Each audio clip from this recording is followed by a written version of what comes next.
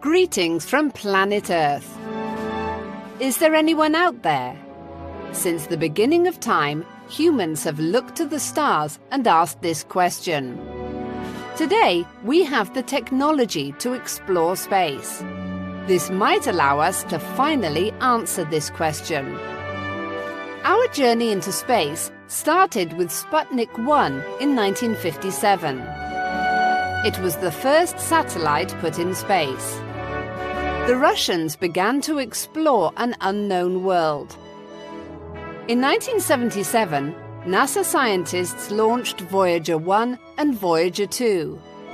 The two spacecraft were on a mission to find out more about space and send the information back to Earth. The spacecraft also carried a very important message. A message that was for the inhabitants of other planets. The message was on a golden record. NASA included instructions on how to play it.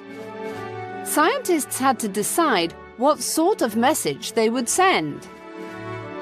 Scientists wanted it to represent all the people, languages and species on our planet.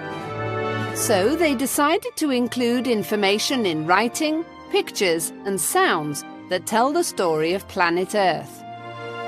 They sent greetings from Earth in 55 different languages, as well as sounds like thunder and a whale song. There were 115 pictures and 90 minutes of music from around the world. Carl Sagan, a famous scientist, said that the record would carry a hopeful message about life on our planet. The message hasn't been answered yet.